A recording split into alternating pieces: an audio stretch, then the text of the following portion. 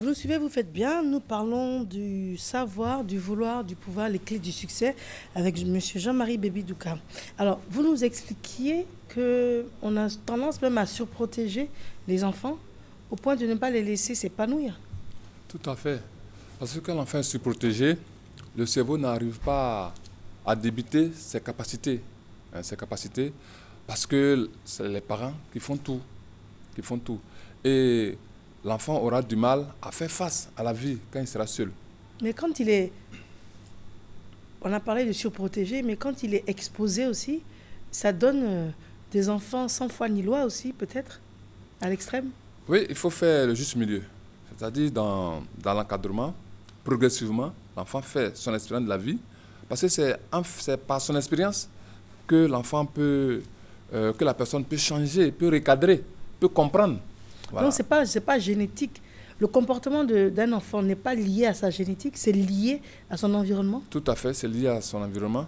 C'est-à-dire qu'il y a l'environnement plus son profil. Voilà. C'est les deux, la conjugaison des deux qui fait le comportement. Voilà. Mais à tout moment, on peut améliorer ce comportement-là. C'est-à-dire que l'incidence de l'environnement sur la personne.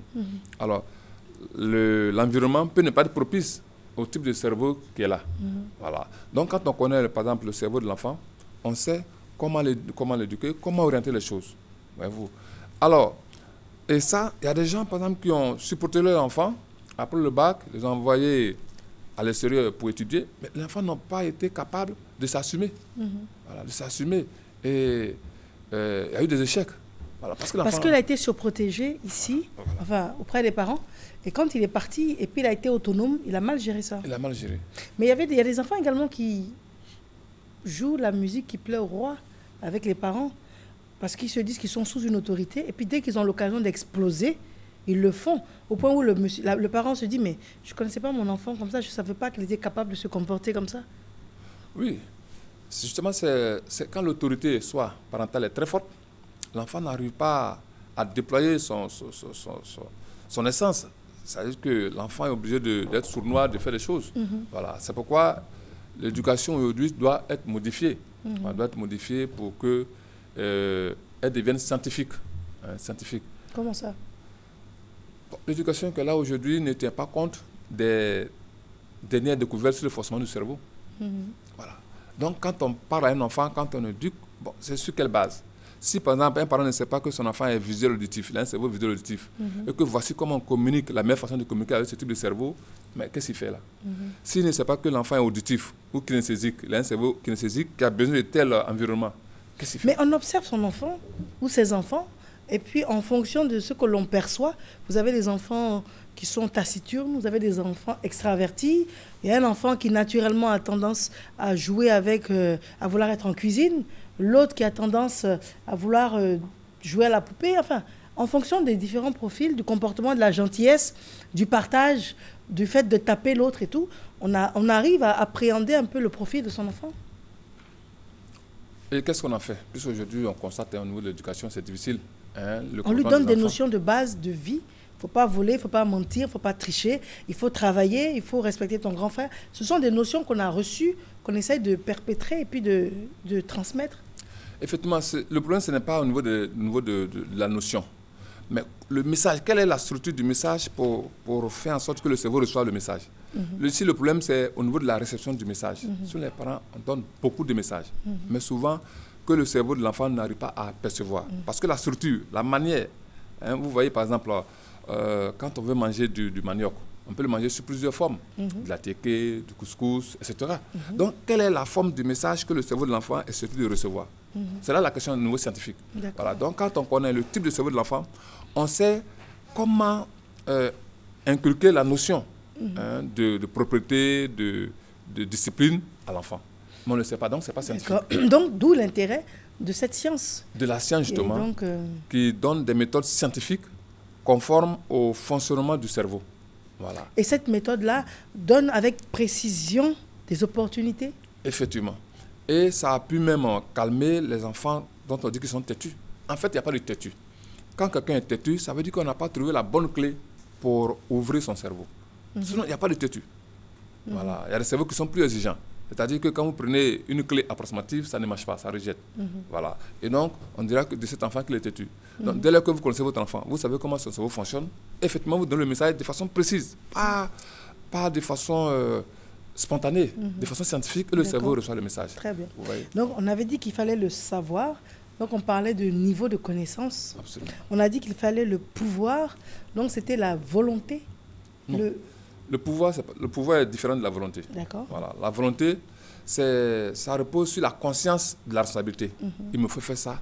Il faut que je sois ordonné. Il y a des gens ils ont la volonté. Il faut que je sois ordonné. Ça me permet de gagner du temps. Mais ils n'y arrivent pas. Voilà. Il leur manque le pouvoir, la capacité, la force, cette énergie intérieure pour réussir. Voilà. Et souvent, des gens... D'accord, donc c'est le vouloir en fait. La volonté, c'est le vouloir. Voilà. Ils essaient, ils tentent. Voilà. Et vraiment de toute leur âme. Mais ils n'y arrivent pas. Voilà. Donc ils savent, vous allez apprendre à être ordonné, voici comment on fait, voici comment on fait. Mais ils ne pourront pas réussir. Voilà. Peut-être qu'ils vont faire une semaine, deuxième semaine, ils vont revenir. La nature, en fait, c'est là où on dit que la nature reprend le dessus, revient au galop. Bon, dans le temps, on disait la nature, mais aujourd'hui, c'est un problème de cerveau, on peut reprogrammer. Voilà, on peut reprogrammer rapidement. C'est-à-dire quelqu'un qui est désordonné, on peut en faire quelqu'un de ordonné. Ordonné. C'est une programmation neurolinguistique. Voilà. C'est-à-dire que notre comportement, nos attitudes sont gérées par le fonctionnement du cerveau que nous avons à ce moment précis. Donc les habitudes, la tendance n'intervient plus vraiment aujourd'hui. Ce n'est plus statique, c'est-à-dire ce n'est plus fixé pour toujours. Voilà, on peut à tout moment modifier ça. Voilà, parce que ça repose sur le fonctionnement, un schéma du fonctionnement du cerveau. Donc ce schéma est modifiable avec les techniques PNL de façon scientifique. Programmation neurolinguistique. La programmation neurolinguistique pour modifier ce fonctionnement mental et automatiquement les attitudes, les comportements changent. Alors, donc ça veut dire qu'aujourd'hui, on peut regarder ces enfants et puis voir ce que l'on reproche à chacun d'entre eux et puis modifier cette info. Par exemple, il y en a un, on réalise qu'il est têtu. Il y en a un, on réalise qu'il est menteur. Petit, hein, ça se sent. Il y en a une, on réalise qu'elle est méchante. Et puis l'autre est trop généreuse, par exemple, donc elle se fait toujours gruger. Parce que l'excès nuit, on l'a dit. Donc 4 enfants, trop généreuses, menteurs, têtus et puis méchants. Par exemple, c'est ce qu'on reproche aux enfants. Donc est-ce que là, on peut aujourd'hui agir là-dessus et puis que tous les 4 soient au même niveau de qualité morale? Absolument. Absolument, avec la reprogrammation. Parce que tout est régi par un certain fonctionnement de la pensée. Donc, dès lors que la pensée est modifiée, aujourd'hui elle est modifiable avec la technique programmation linguistique, elle est modifiable. Dès qu'elle est modifiée, le comportement, l'attitude suit. Voilà. Mais il faut savoir que celui qui est menteur, en fait, c'est une fonction du cerveau qui l'active, la fonction d'imagination. Voilà. Souvent, il faut entraîner ces enfants-là à imaginer dans les normes. C'est-à-dire, vous pouvez trouver un contexte où l'enfant peut exprimer cette fonction-là. Mais quand il n'a pas ça, il est obligé de mentir, puisque c'est la seule façon pour lui d'essayer sa créativité. Voilà, en fait, là, il réalise un film. Voilà. Et donc, il faut lui donner l'occasion, en causant avec la personne, comment, à ton avis, à sa place, que ferais-tu? L'enfant, là, il utilise sainement son imagination. Et donc, il n'aura pas besoin de mentir. Voilà. Mais s'il n'a pas ces espaces-là, mais lui, il va utiliser les espaces qui s'offrent à lui. Voilà, donc... Parce qu'il a besoin de s'exprimer comme ça. Absolument. Parce qu'il y a une fonction dans le cerveau qui a besoin de s'exprimer. Voilà. Mais comme les conditions ne s'y prêtent pas, bon, lui aussi, c'est à sa façon. Et quelqu'un qui est méchant? Quelqu'un qui est méchant, mais c'est quelqu'un qui veut se protéger. De quoi? Se protéger contre les autres. Voilà, parce qu'ils se disent que les hommes sont méchants et vraiment, il ne faut pas avoir de pitié. Parce qu'à leur tour, ils ne vont pas te rater. Voilà. Donc, pour couper les autres. Mais dès lors qu'on rétablit sa confiance en soi, on rétablit sa force intérieure. Donc quelqu'un de méchant manque de confiance en soi. Absolument. Absolument. C'est-à-dire qu'il veut se protéger contre les autres. Il a peur d'être blessé. Il a peur d'être choqué. Il a peur d'être trahi. Il a peur de l'ingratitude. Voilà. Donc pour ne pas subir ces choses-là, lui s'isole. Et quelqu'un de généreux? Quelqu'un de généreux. De trop généreux. Trop généreux, c'est quelqu'un qui est hypersensible. Voilà. C'est-à-dire qu'il est ce qu'on appelle, il se met à la place de l'autre. Il a de l'empathie qui est forte. Donc là, il faut réduire. Une fois qu'on réduit ça, sa sensibilité au niveau du cerveau, automatiquement, il va bien réfléchir avant d'être généreux. Voilà, parce qu'il ne faut pas être généreux pour regretter. Quand on le fait, ça veut dire que c'est un défaut. Voilà, c'est un défaut. Quand on est généreux, on ne doit pas avoir de regrets. Ça veut dire qu'on a bien réfléchi, ça nous arrange, ça arrange l'autre et on le fait. J'avais pris un 4e profil. Lequel? J'avais parlé de généreux, menteur, De méchant. méchant. Oui. Bon, je ne vois plus. Voilà. Donc, c'est pour dire aujourd'hui qu'avec la programmation linguistique, on peut développer les capacités du cerveau pour savoir. Il y en a qui vont à l'école, ils n'ont pas de mémoire, ils n'ont pas aussi la volonté pour étudier, ils n'ont pas la capacité. Donc, tout cela, la programmation linguistique peut développer ça rapidement. Voilà. Pour, par exemple, savoir plus, il faut savoir sur le chemin de la réussite ce qui nous manque. Qu'est-ce qu'on ne sait pas? Voilà, je veux faire telle chose, mais est-ce que j'ai les techniques nécessaires pour faire ça? Voilà. Si oui, on passe à la volonté, au vouloir. Est-ce que j'ai la volonté suffisante pour aller jusqu'au bout? Mais est-ce que la volonté n'est pas à plusieurs niveaux? Parce que moralement, on peut se dire je veux. Il y a des personnes qui veulent tout, hein, mais qui se restent assises sur une chaise à imaginer qu'elles veulent tout. Donc, est-ce qu'il y a plusieurs niveaux de volonté? Oui, ça c'est les velléitaires. Ça, c'est pas encore la volonté. C'est quoi? Les velléitaires. Hein, ça veut dire que c'est dans leur tête, ils pensent. Hein, Mais ce n'est pas la volonté. Non, ce n'est pas la volonté encore. La volonté, Donc, c'est l'action. Ça veut dire qu'on est en route, on est en marche. Voilà. Mais ceux qui sont velléitaires, c'est parce que le cerveau ne débite pas bien l'énergie. C'est-à-dire quand on veut faire une tâche, le cerveau apprécie la tâche et puis débite l'énergie, hein, passive en énergie active pour nous amener à faire la tâche. Mais bien souvent, le cerveau ne fonctionne pas bien. L'énergie débitée peut être insuffisante. Alors à ce moment-là, on commence l'activité, on n'arrive pas à la terminer. Chaque fois, c'est comme ça. Ou bien, l'énergie peut ne pas être débitée du tout. Alors là, on ne peut même pas commencer. Chaque fois, on reporte. On dit, bon, à 17h, je vais faire.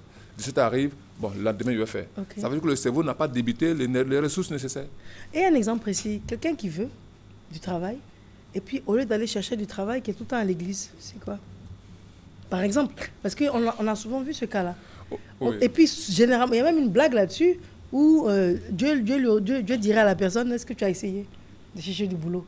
Au moins, tu veux du boulot, tu pries, mais est-ce que tu as essayé? Justement, ceux-là, c'est les gens qui ont un manque de confiance en soi. Ils ont un complexe d'infériorité. Donc, ça veut dire eux-mêmes, ils s'abandonnent et se laissent à 100% à Dieu.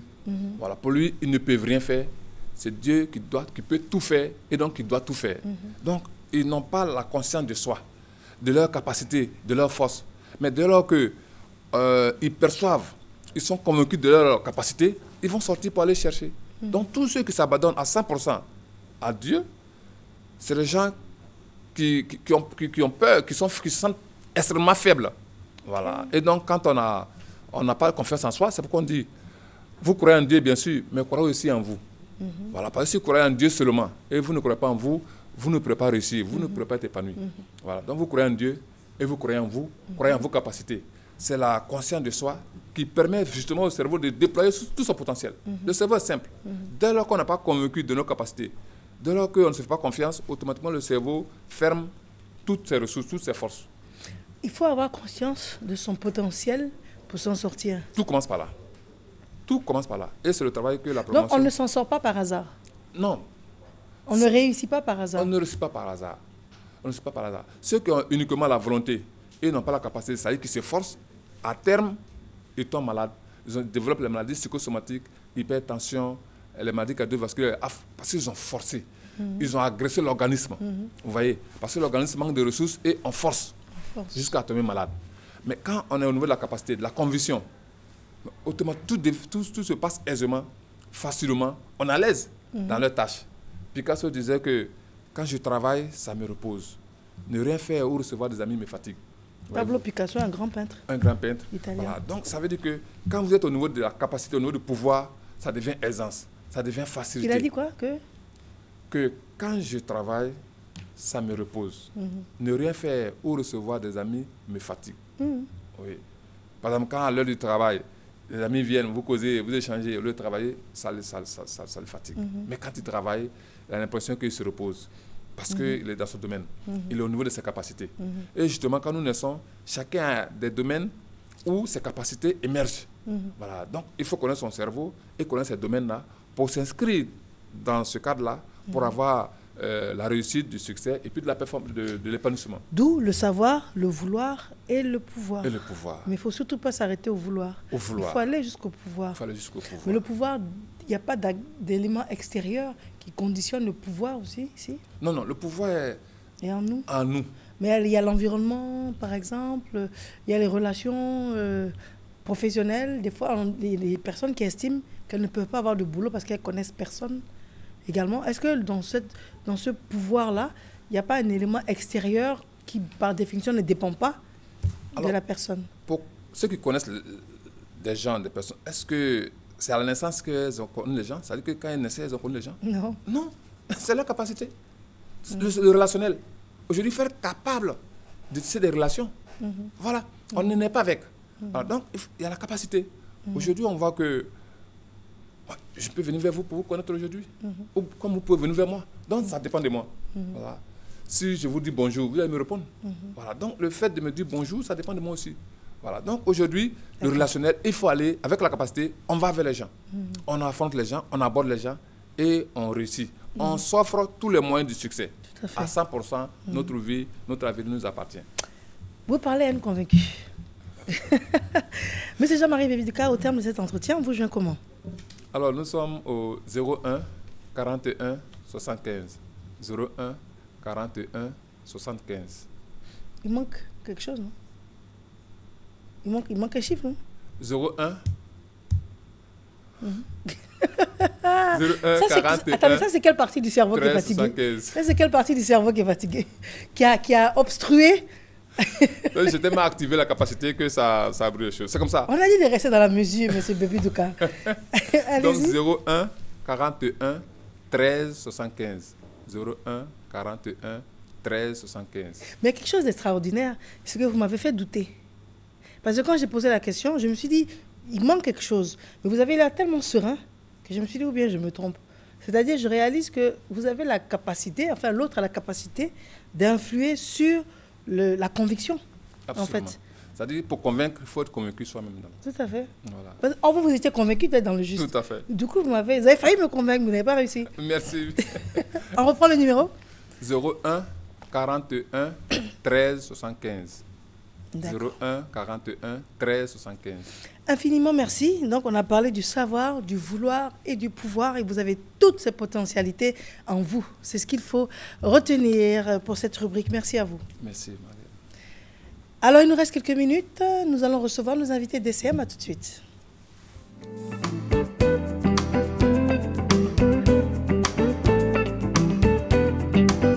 Apprends-toi à recevoir, apprends-toi à recevoir.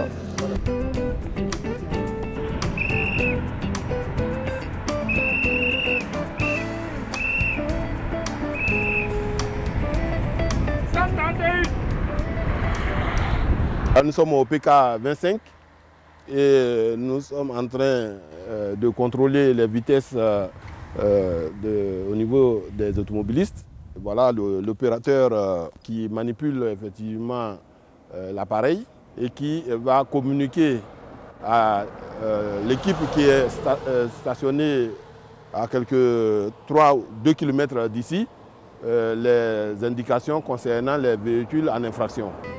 Première cause des accidents de la route en Côte d'Ivoire est l'excès de vitesse. C'est pour éviter que la route continue d'endeuiller des familles que l'OSER, l'Office de sécurité routière, a décidé de renforcer ses actions de prévention grâce au radar. Il y a une réglementation qui existe sur la limitation des vitesses.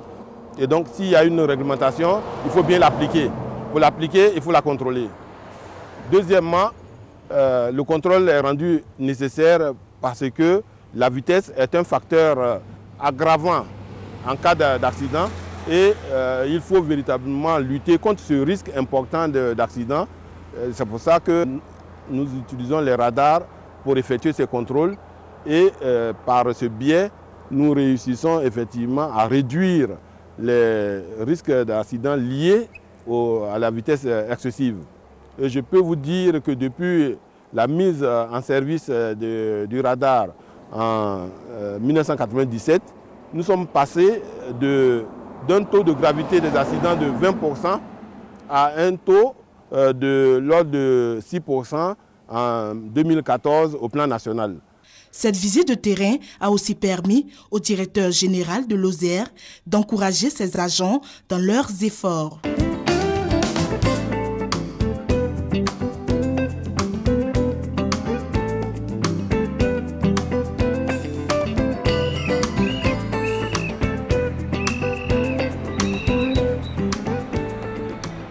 ici, nous sommes avec les autres éléments de l'équipe qui procèdent à l'interpellation, à l'arrestation des véhicules qui sont signalés en infraction.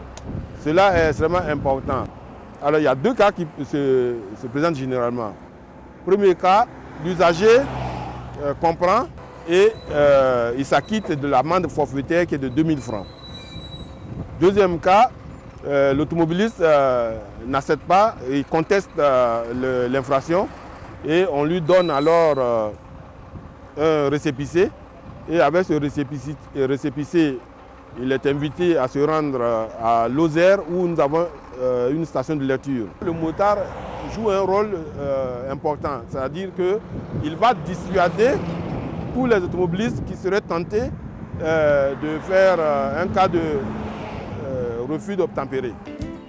L'opération radar ne doit pas être considérée par les chauffeurs comme un obstacle, mais plutôt un compagnon de route qui leur permet de sauver leur vie et celle des autres.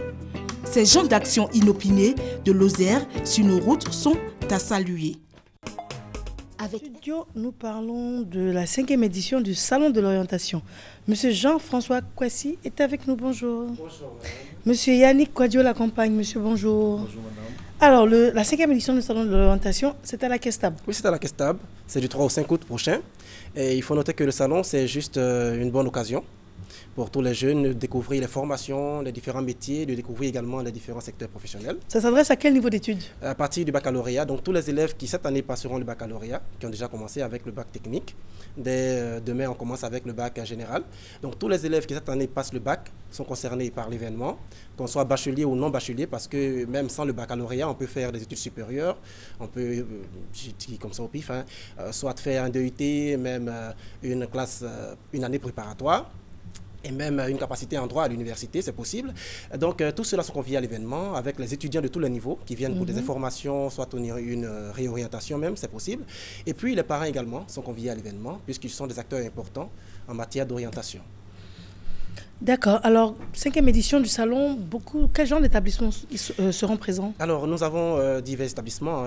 Il y a diverses équipes pédagogiques qui seront présentes pour des conseils personnalisés. Il y aura des ordres de métier, les professionnels de l'orientation même seront là, les entreprises, des cabinets de recrutement, et puis il y aura bien entendu des grandes écoles et universités, aussi bien nationales qu'étrangères, dont l'INP. Cabinet de recrutement, c'est pas un peu tôt? Non, ils viennent en fait donner des informations sur les différents métiers d'avenir. C'est juste là. Voilà, ce n'est pas pour des recrutements, mais c'est surtout donner des informations sur les différents métiers d'avenir, puisqu'ils en savent quelque chose. Donc je disais que nous aurons des grandes écoles et universités, aussi bien nationales qu'étrangères, publiques comme privées, qui seront présentes. Et puis, parmi elles, il y aura donc l'Institut national polytechnique, Houphouët-Boigny, qui sera de la partie. Et dont, Monsieur Yannick Kouadio, vous y êtes? Oui, bien sûr. Où vous y étiez? Nous étions là l'année dernière, au salon d'orientation, et ça a été une grande expérience. Donc cette année, nous serons aussi confirmer la participation de l'INPHB au salon de l'orientation. Vous y êtes élève, étudiant? Bon, je suis étudiant en 2e année chimie, technicien supérieur. L'année dernière, pourquoi vous êtes venu? C'était pas un peu tôt pour le salon? Je voulais prendre l'expérience, je voulais savoir et aider mes cadets à pouvoir venir à l'INPHB. D'accord, très bien. Et cette année, qu'est-ce que vous attendez de cet événement? On attend beaucoup, on essaie de galvaniser les élèves de terminale à pouvoir venir, leur dire que, bon, que l'INPHB c'est la référence ici en matière d'école supérieure, ici en Côte d'Ivoire, et leur inciter à pouvoir travailler, à venir à l'INPHB. D'accord. Vous, à ce stade, vous savez ce que vous voulez faire de votre vie? Vous avez besoin de ce salon de l'orientation pour vous orienter, ou vous êtes déjà orienté dans la tête? Bon, moi, je suis déjà orienté, mais c'est pour les élèves de terminale. Voilà, ceux qui auront le baccalauréat, voilà, de permettre de les orienter après le bac et savoir l'école supérieure où ils vont aller. Voilà. D'accord. Et c'est sur combien? 2-3 jours? Oui, c'est sur 3 jours, du 3 au 5 août, donc les 3, 4 et 5 août 2016, et c'est à la Kestab au plateau. Voilà. Là, combien d'exposants sont attendus? Nous avons près d'une 60aine de structures exposantes qui sont attendues, donc structures publiques comme privées, qui seront donc sur place pour aider les jeunes gens à réussir leur orientation. Et d'ailleurs, M. Yannick Kouadio fait partie de l'équipe pédagogique il est en fait un étudiant de l'INP, donc il fait partie de l'équipe pédagogique de l'INP qui vient donner les informations aux jeunes gens qui seront sur place. Puisque lui, il est déjà étudiant, il en sait quelque chose, il sait déjà quelque chose de l'INP, il vient parler de son établissement, parler du fait que l'école est ouverte à tout le monde et que ce n'est pas seulement les doués ou les surdoués. Ah mais c'est la réputation, Voilà. c'est la légende. Voilà. Hein. C'est en fait ce qui a été retenu depuis longtemps et pourtant, depuis quelques années maintenant, presque tout le monde peut entrer à l'INP. Voilà. D'accord, on peut avoir des téléphones? Alors, avant de donner les contacts téléphoniques, permettez-moi s'il vous plaît de terminer ou de conclure avec, ou du moins avant de conclure, hein, de remercier nos différents partenaires, dont la Direction régionale de l'éducation nationale, Abidjan 1, qui est notre partenaire institutionnel, la RTI qui nous accompagne depuis la 2e édition du Salon de l'orientation, et puis le partenaire officiel du Salon de l'orientation 5e édition, qui est le groupe ITA, Ingénierie SA. Nos contacts, c'est toujours les mêmes, hein, www.grandesécoles.net, www.grandesécoles.net, où vous vous rendez sur n'importe quel moteur de recherche, vous tapez Grandes Écoles Côte d'Ivoire, où nous sommes joignables également par téléphone au 22 01 47 46, 22 01 47 46, Très bien. ou par mobile au 77 39 49 59, 77 39 49 59. Point final, on se retrouve dès demain. Christelle Akoussa signe la réalisation. À demain.